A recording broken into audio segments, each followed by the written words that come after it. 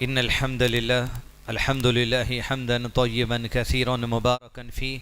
الحمد لله عدد ما خلق، والحمد لله ملء ما خلق، والحمد لله عدد كل شيء، والحمد لله عدد ما في السماوات وما في الأرض. رب اشرح لي صدري ويسر لي أمري واحلل عقدة من لساني يفقهوا قولي. اللهم صل وسلم على نبينا محمد وعلى آله وصحبه وسلم تسلیما كثيرا. معزز سامعین اکرام، آج ایک مرتبہ پھر سے ایک عنوان کے تحت مسجد رحیم خان میں یہاں دینی کانفرنس منعقد کی جا رہی ہے، جس میں آج اللہ کے نبی صلی اللہ علیہ وسلم کی گستاخی سے متعلق علم ایک دوسرے سے بانٹنے کے لیے یہاں ایک کانفرنس منعقد کی گئی ہے. عزیز دوستوں، نبی محمد صلی اللہ علیہ وسلم وہ شخصیت ہے کہ آپ صلی اللہ علیہ وسلم کے لیے اللہ تعالیٰ نے اپنی محبت کا یقیناً اعلان کیا ہے، اور اللہ تعالیٰ جس سے محبت کرتا ہے اس سے فرشتے بھی محبت کرتے ہیں، اس سے جبریل بھی محبت کرتے ہیں علیہ السلام، اور اللہ عز و جل سارے انسانوں کے دلوں میں اس شخصیت کی محبت کو ڈال دیتا ہے. اب اس میں کوئی دو رائے نہیں، اب اس کے اندر ریسرچ کرنے کی بھی ضرورت نہیں کہ اللہ کے نبی صلی اللہ علیہ وسلم ساری کائنات میں وہ شخصیت ہے کہ آپ کا مقام، آپ کا مرتبہ وہ ہے کہ انسانوں، جنات، فرشتے اور اللہ جس مخلوق میں بھی چاہے آپ کی محبت کو ڈال چکا ہے. ریسرچ کی بھی ضرورت نہیں ہے، لوگ انشاءاللہ اس بات کی گواہی دے سکتے ہیں. لیکن گواہی جو خود آپ صلی اللہ علیہ وسلم نے دی ہے، اس سے متعلق چند باتیں آپ کو بتا دوں. انسانوں کے دل میں تو محبت ہے، لوگ ہمارے سینوں میں دیکھ سکتے ہیں. جنات میں بھی محبت ہے. جب وادی نخلا میں آپ صلی اللہ علیہ وسلم قرآن مجید فجر کی نماز کے وقت تلاوت کر رہے تھے، وَإِذْ صَرَفْنَا إِلَيْكَ نَفَرًا مِّنَ الْجِنِّ يَسْتَمِعُونَ الْقُرْآنَ، جنوں کی ایک جماعت وہاں سے گزری اور جو قرآن آپ صلی اللہ علیہ وسلم پڑھ رہے تھے قرآن کو سننے لگے، اور جنوں کے سردار نے آپس میں جنوں سے کہا خاموش ہو جاؤ اور سنو توجہ سے یہ کیا کلام پڑھ رہے ہیں.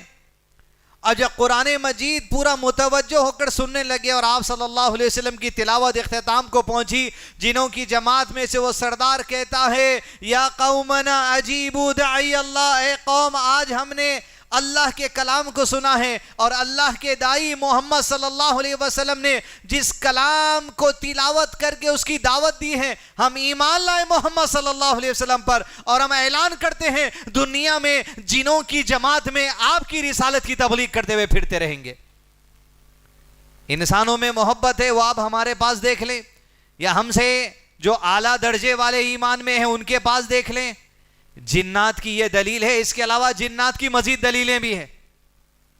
دوسری اہم دلیل یہ دے دوں، ہر انسان جب پیدا ہوتا ہے اس کے ساتھ ایک جن پیدا کیا جاتا ہے. قرین، ہمارے دلوں میں جو وسوسہ آتا، جو ڈر آتا، جو شک ڈالتا، ہمارے ساتھ ایک جن ہے، ایک انسان کے ساتھ جن پیدا ہوتا. صحابہ اکرام نے کہا اللہ کے نبی صلی اللہ علیہ وسلم کہ آپ کے ساتھ بھی ہے؟ فرمایا ہاں میرے ساتھ بھی ہے، لیکن اللہ نے میری مدد کی، وہ جن اسلام قبول کر چکا ہے وہ مجھے اچھائی کے سوا کوئی دوسری بات دل میں نہیں ڈالتا. اس کے دل میں محبت ڈالی گئی نا آپ صلی اللہ علیہ وسلم کی. انسان، جنات، پتھر، نبوت کا آغاز جب 40ویں سال آپ صلی اللہ علیہ وسلم کی زندگی کا قریب آنے لگا، گھر سے نکل کے غار حرا کی طرف یا گھر سے نکل کے راستے سے کہیں گزرتے، سیرت نگاروں نے لکھا کہ جس راستے سے آپ صلی اللہ علیہ وسلم کا گزر ہوتا اس راستے میں ایک پتھر تھا. ادب اور احترام یہ تھا وہ گزرتے آتے ہوئے نبی صلی اللہ علیہ وسلم کو سلام کیا کرتا تھا. پتھروں میں آپ کی محبت ڈالی گئی ہے، جنات میں آپ کی محبت ڈالی گئی، انسانوں میں آپ کی محبت ڈالی گئی، پتھروں میں ڈالی گئی. یہ اور بات ہے جو نبی کی سنت کو تسلیم نہیں کرتا. ثم قست قلوبکم من بعدی فہی کالحجارہ، ارے ان کے دل تو پتھروں سے بھی زیادہ سخت ہو گئے. او اشد قسوہ، پتھروں سے زیادہ سخت ہے. ارے پتھروں کا مزاج تو ایسا ہے جب اللہ کا خوف ہوتا ہے پھٹ کر پانی چھوڑ دیتے ہیں. چشمہ ہم جسے بولتے ہیں، یہ اللہ کے خوف سے پتھر پھٹ جاتا ہے. ثم قست قلوبکم من بعدی. ابو طالب کے ساتھ آپ صلی اللہ علیہ وسلم جب عمر آپ کی 11 سے 18 سال کے درمیان تھی، ملک شام کا سفر کیے تھے، راستے میں قافلہ رکا تھا. قافلہ جب رکا تو آپ صلی اللہ علیہ وسلم بھی اس قافلے کے ساتھ تھے، رک گئے تھے.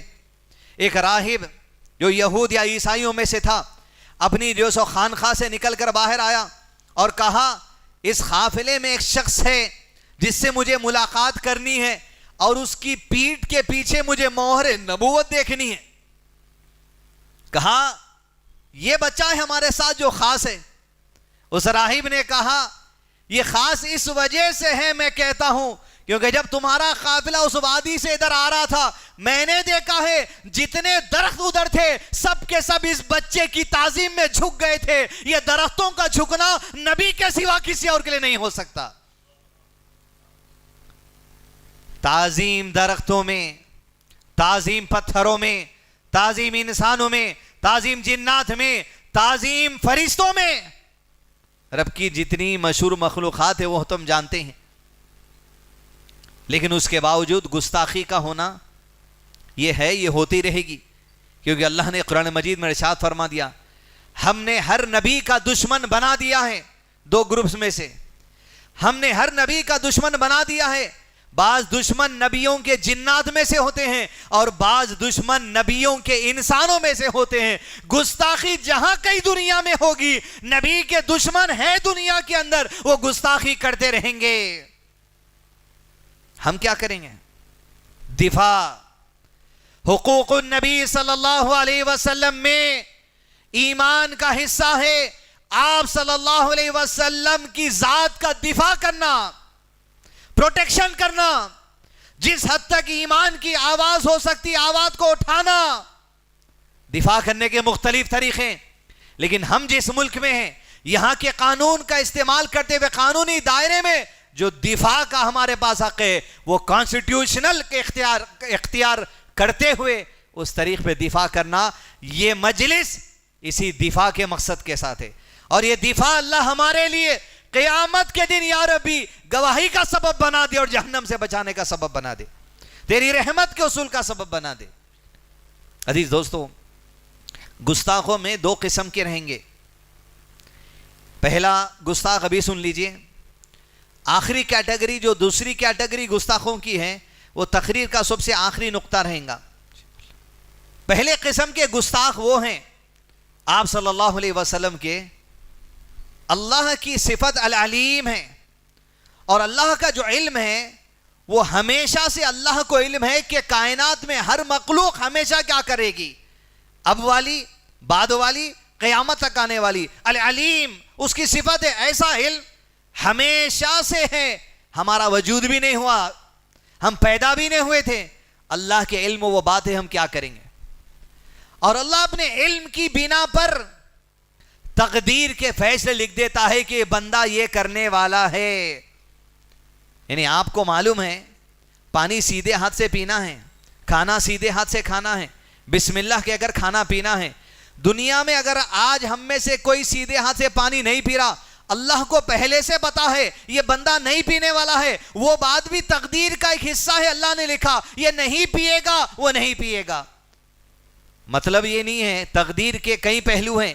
ایک پہلو یہ ہے تم جو کرنے والے ہو وہ بھی اللہ نے لکھا، اور جو تمہارے اختیار میں نہیں ہے وہ بھی اللہ نے لکھا. ماں باپ کون ملنے والے تھے؟ ہم دنیا میں تو چن نہیں سکتے، وہ اللہ کا حکم ہے. اولاد کتنی ہوگی وہ اللہ کا حکم ہے، یہ تقدیر کا حصہ. دوسرا حصہ تم کیا کرو گے یہ اللہ کے علم میں پہلے سے ہے. تو پہلے گستاخ اور دشمن آپ صلی اللہ علیہ وسلم کی دنیا میں ایسے گزرے اور آج بھی ہیں، جس کی جو سو ضمن میں آج یہ کانفرنس رکھی گئی ہے اور شاید آگے بھی آئیں گے. یہ وہ گستاخ ہیں پہلی کیٹیگری کے جن کے دلوں پہ اللہ مہر لگا چکا ہے. ان کی گستاخی ہی میں ان کو تسکین اور اطمینان ملتا رہے گا، اور یہی گستاخی اس وقت تک کرتے رہیں گے جب تک کہ جہنم کا فیصلہ ان کے لیے نہ ہو جائے.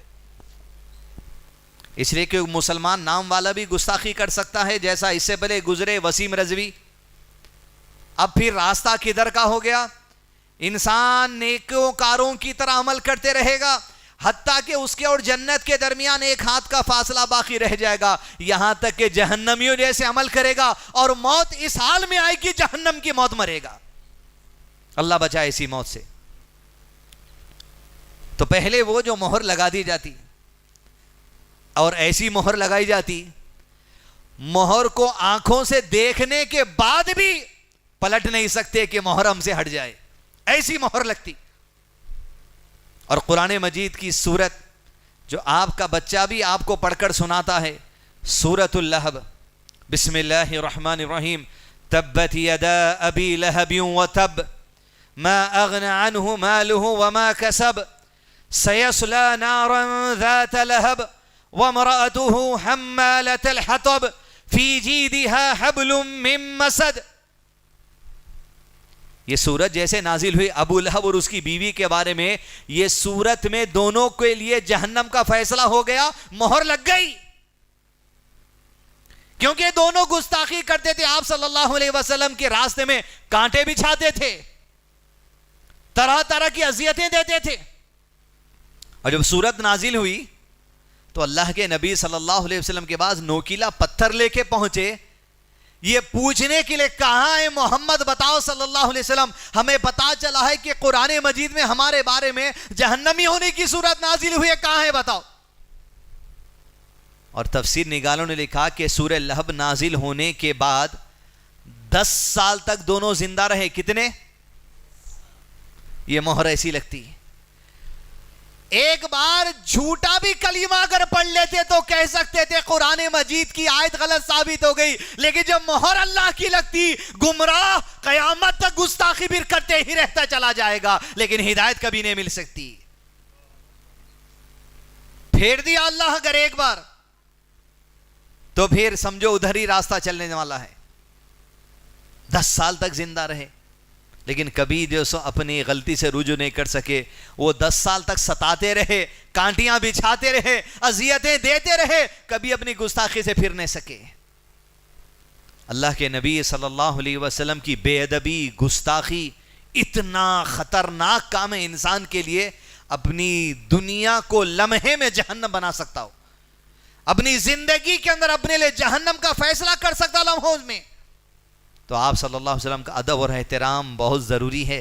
گستاخی چاہے مسلمان کرے، گستاخی چاہے غیر مسلم کرے، فیصلہ اللہ کے پاس سے آتا، بھی یاد رکھیں، یہ فیصلہ اللہ کے پاس سے آتا، کیونکہ آپ صلی اللہ علیہ وسلم کی عزت اور احترام شخصیت کے اعتبار سے بھی ہے، اور آپ صلی اللہ علیہ وسلم کا عزت اور احترام اس قرآن کے وجہ سے ہے جو آپ کے سینے میں ہے۔ آپ صلی اللہ علیہ وسلم کی عزت اور احترام اس سنت کی وجہ سے جو آپ قرآن سکھانے کے لیے لوگوں کو بیان کرتے تھے، کیا وجہ سے آپ کا احترام نہیں ہے۔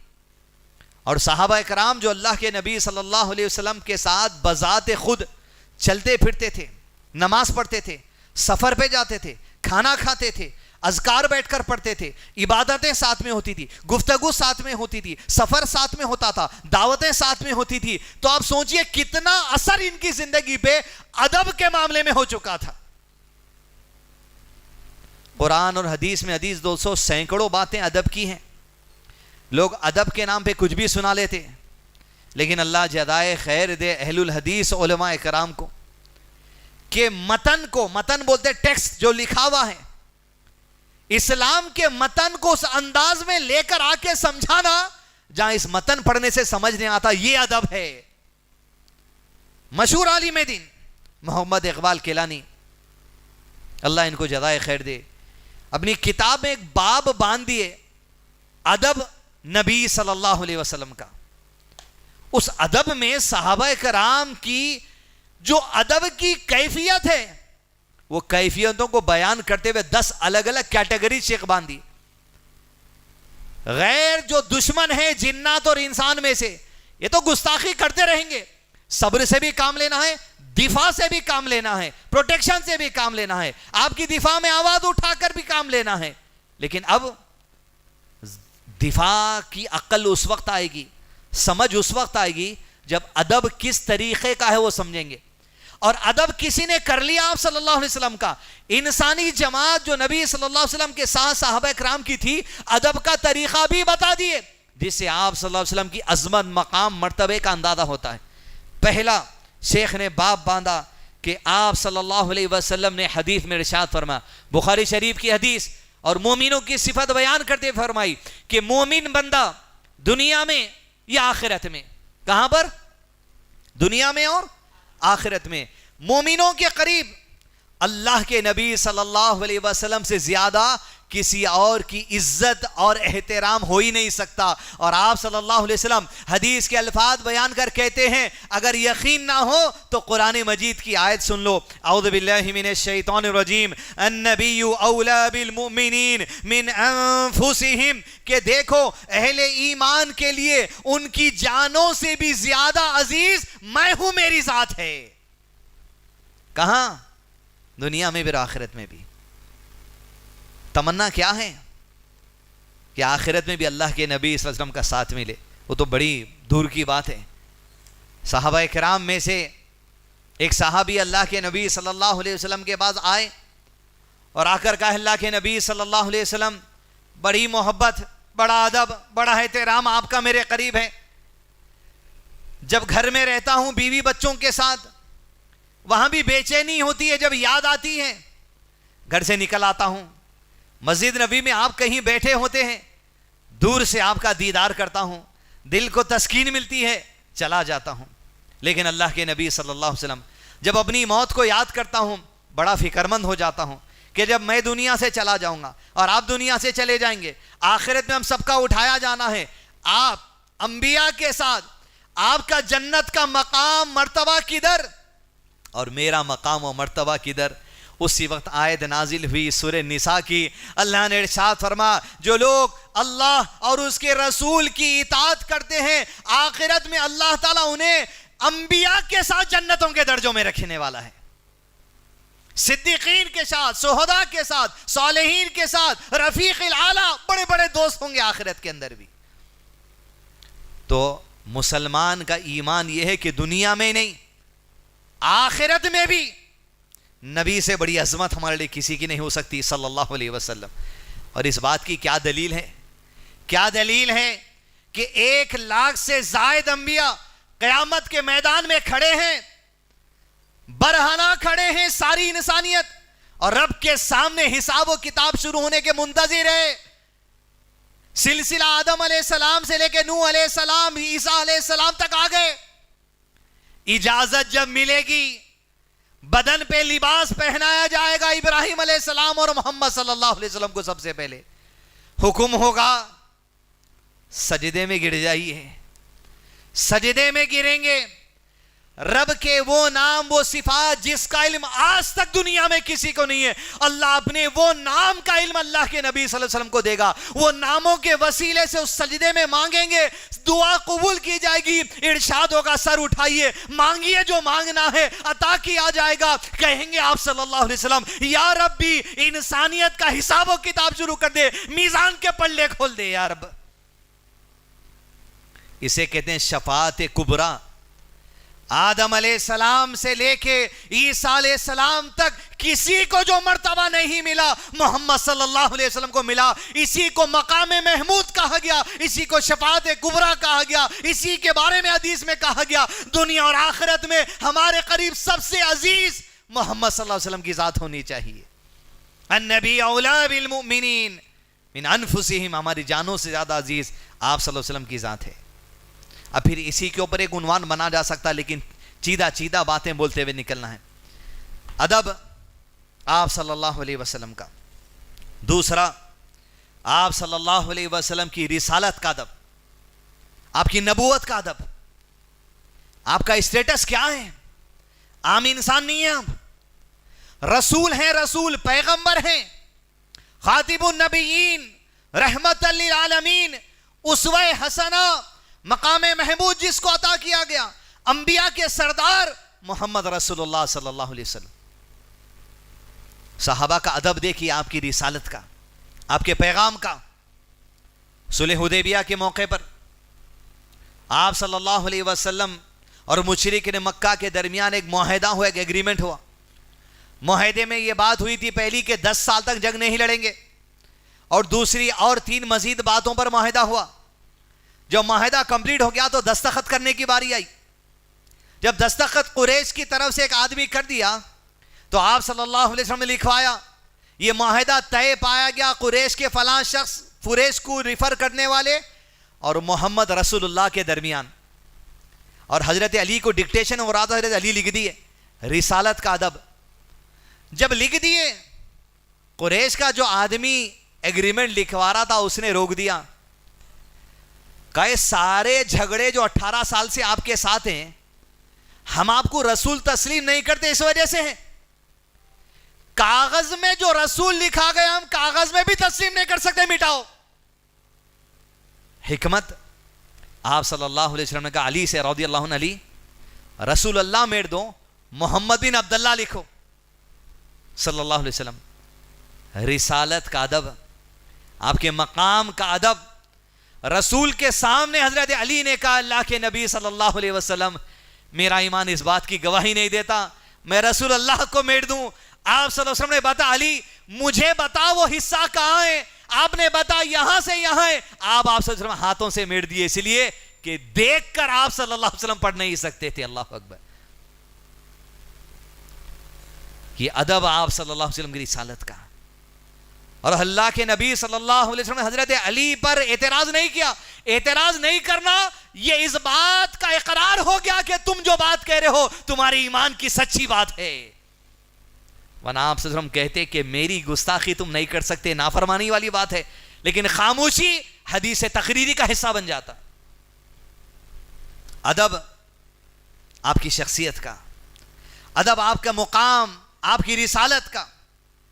اور پھر ادب میں یہ بات بھی اہل علم میں کرائے, آپ صلی اللہ علیہ وسلم کے ادب میں آپ کی داڑھی کا بھی ادب صحابہ کے پاس تھا. یہی صلح حدیبیہ کے موقع پر آپ صلی اللہ علیہ وسلم کے بادوق جو نبی صلی اللہ علیہ وسلم کو سپورٹ دینے کے لیے کر گئے تھے, اس میں نبی اکرم صلی اللہ علیہ وسلم کے بادوق میں مغیرہ بن شعبہ رضی اللہ عنہ کو کھڑایا گیا اور اپنی تلوار ہاتھ میں لے کر, تلوار کا پٹا ایک دوسرے ہاتھ میں لے کر تھے. قریش کی طرف سے جو آدمی ایگریمنٹ کرنے آیا تھا, بات چیت کرنے, صلح کرنے, ٹریٹی بنانے, ایگریمنٹ کرنے, انہیں نبی صلی اللہ علیہ وسلم کے سامنے کھڑ کے بات کرتا اور ہر کچھ دیر کو آپ صلی اللہ علیہ وسلم کی داڑھی کو ہاتھ لگاتا. مغیرہ بہادر ٹھہرے تھے, جب بھی نبی صلی اللہ علیہ وسلم کی داڑھی کے بعد ہاتھ لاتا تلوار کے پٹے سے مارتے, اپنے ہاتھ کو رسول اللہ صلی اللہ علیہ وسلم کی داڑھی سے جدا رکھ. اس قدر ادب اور احترام ہوتا تھا, تمیز. روحی فدا جانی فدا والے بہت ہیں, لیکن صحابہ کے جیسا کوئی پیدا ہی نہیں ہو سکتا. ادب اور احترام اللہ کے نبی صلی اللہ علیہ وسلم کا سکھایا گیا. آئیے شیخ عارف علی مدینی آئے ہوئے ہیں الحمدللہ. آئیے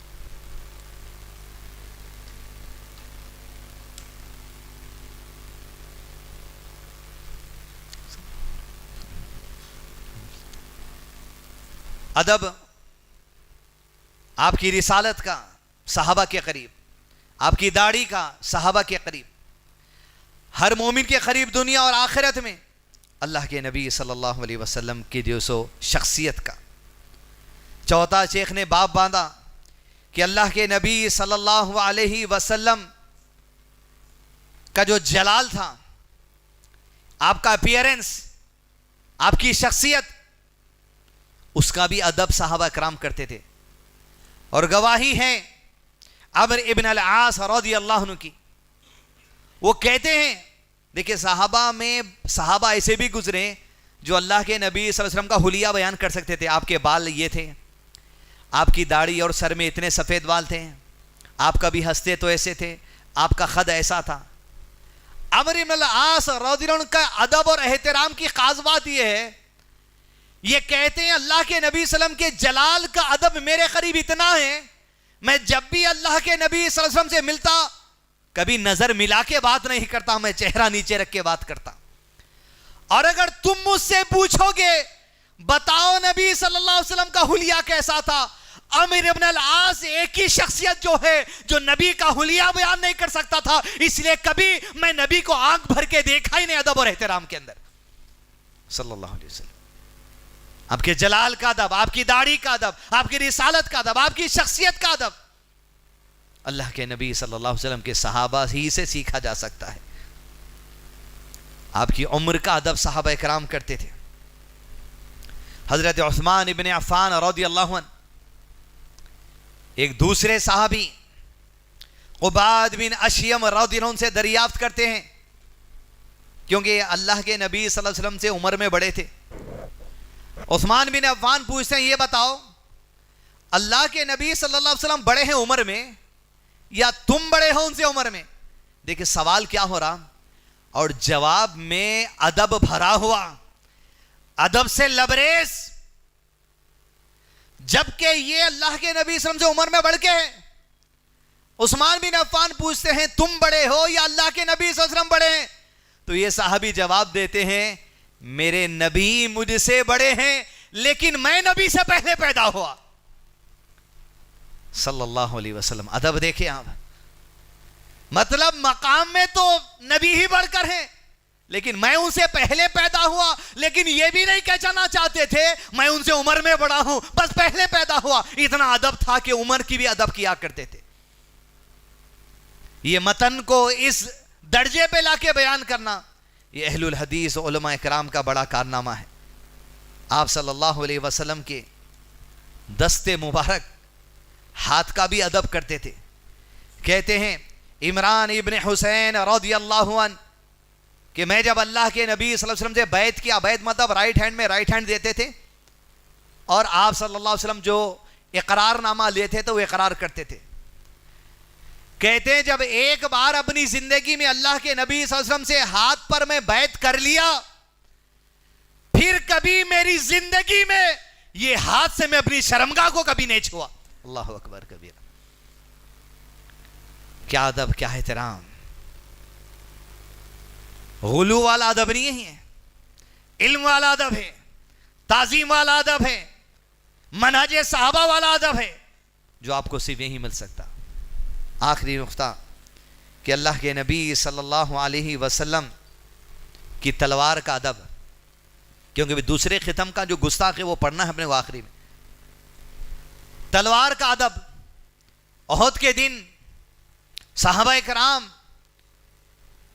1000 کا لشکر 3000 دہشت گردوں سے لڑنا ہے.